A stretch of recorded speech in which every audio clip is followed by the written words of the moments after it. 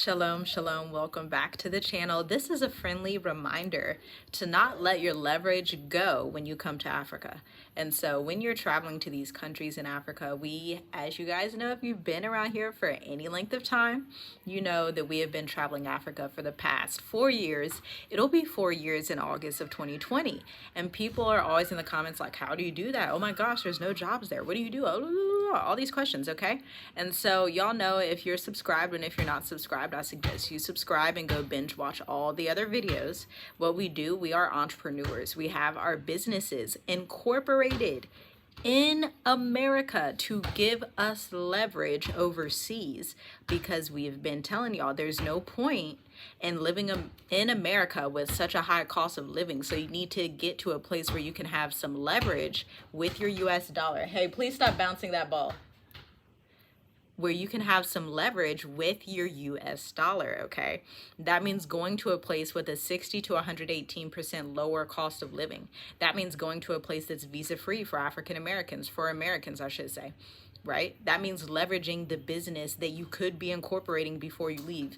And this isn't something you get to Tanzania, you get to Kenya, South Africa, Zambia, wherever you're going, Ghana, wherever it is, Gambia. And you're like, oh, I would like to do that now. Nah, fam, you should have did that before you left. This is why we always tell you guys, we don't make these courses and programs in business mentoring for no reason. Of course, we could keep it to ourselves and just do it and that's it and not tell y'all nothing, but y'all, you have to incorporate your business and run your business and start your business before you get to Africa so you can have leverage. Because if you're trying to come to a new country and you say, oh, I just want to invest in agriculture, and they're like, okay, what's your background in agriculture? And you're like, I have none, but I just wanted to invest. They're going to look at you sideways. They're going to look at you like you're a joke, and they may laugh at you and you may be offended. But it's not them being rude. You did not do any due diligence to actually start a business in America. You don't have anything to show. You don't have a website. You don't have testimonials. You don't have case studies. You don't have client reviews. You don't even have an online presence. And now you're going to come and tell these people in Africa that you know all this stuff about business because that customer service job you had 3.5 years ago? Ma'am, sir, no, that's not how that works. You have to actually put in work. And so if you're someone that's a little bit lazy, you're like, you know, I just don't want to do that. I don't want to show up online. I don't want to do any of that. I feel like I should just be able to show up and people roll out the red carpet. That's fine, but this ain't the video for you. And you may just want to stay where you are, because you're gonna just run into so many disasters when you could make your life easier and have your American leverage that your ancestors put in work for, that your parents put in work for, especially if you're someone that has inherited properties, right? Connections. There's so much low-hanging fruit that you have, but you're not utilizing it. This is why I love teaching the educators and Black Educators Amplified, even when I did Write Your Way to Revenue, which is now decommissioned because I'm not teaching that program anymore.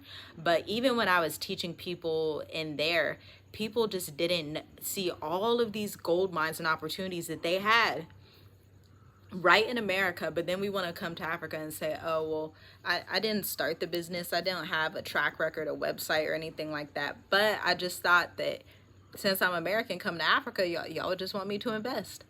That's not how that works, family. That's not it. That's lazy.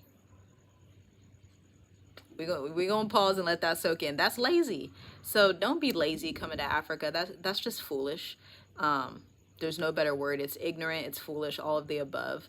When you can actually do the work before you leave to incorporate your consulting business, your e-commerce business, your whatever business, or incorporate it, get clients, network. You don't even have to go in person to networking, okay? We built our entire business online. Why? Because I don't want to take out tens of thousands of dollars in loans. I don't want to waste money. I don't want to get in debt. I don't have time to be up and down the street, up in the byways and the highways. I ain't got time for that.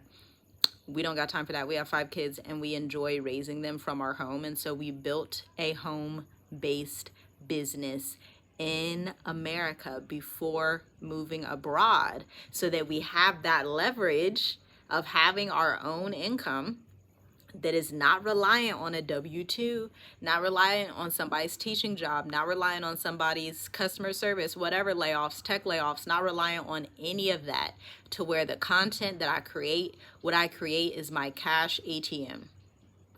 I am my own ATM. My brain. And you can be the same way. Your brain can be your own ATM as well, but you have to get out of this consumerist mindset. You have to get out of this lazy mindset of, oh, all the doors are just going to open for me without doing any due diligence. So you have an advantage as an American coming to Africa, especially a Black American. You have a huge advantage, and you can live your dream life, and you can really, really prosper here. Like absolutely 1,000%, exceedingly beyond anything you could ask, comprehend, or imagine. But you have to do the work first. It has to be done. This is why you see a lot of people that go back to America, because they thought, oh, I'm gonna just show up, and when I get there, then I can just open a brick and mortar. And you didn't look at the legalities behind that.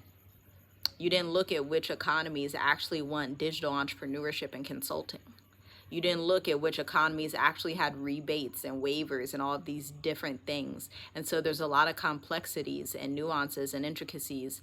But if you're someone that has the ability to research or have access to somebody who knows the information already, that can send you 5 years ahead of where you would be if you try to figure this stuff out on your own, that's the reason you see people going back to America.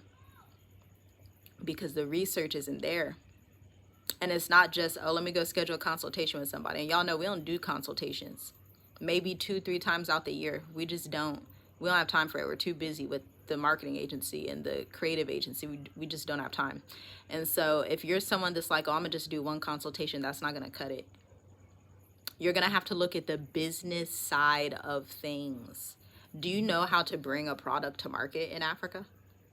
Do you know how to bring a product to market in America? Do you have any marketing strategies for this business? I can't tell you how many times I've seen people that just come to Africa and say, okay, I'm gonna start this food business because, you know, I know how to cook. They don't got this food like we have, but they didn't ask the proper question. So yes, there's a gap in the market, but is there demand in that market? And the answer is no. If you go to a culture, let's say Swahili culture, Kenya, Tanzania, if you go to these countries and you say, all right, y'all want some sweet potatoes with macaroni and greens, they're going to look at you sideways and they're going to be confused because there's no demand. So yes, there's a gap, but there is literally no demand in the market. And you can't sell anything without having no demand. You can't sell anything without having an audience. And so we have to take it upon ourselves to be educated in these times. We can't be in the realm of education and knowledge and then not know these things. This is very simple business fundamentals. Very, very, very simple. When it would have took maybe 30 minutes to an hour of your time to figure that out had you consulted the right business folks. Had you asked the right questions, because a lot of times it can be difficult if you don't know which questions to ask, which is again why we have all these different programs. You can check them out at the links in the description. But yeah, y'all, we have to be business savvy, back the way our ancestors were, our forefathers were back in the days of what you call it, Black Wall Street, right? We were always business savvy people, always creative people, always, always, always.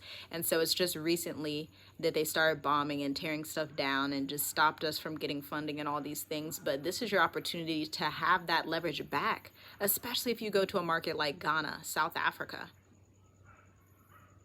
Kenya, tech hub of East Africa, Rwanda. There's so many more. I can just keep naming countries, but I'm not going to do that at this point. So yeah, that's it. But that's it for this video. I will see you guys in the next one. Leave your questions down below about starting a business in Africa if you don't want to spend tens of thousands of dollars and then throw it away in the trash, because who wants to throw money in the trash? Talk soon.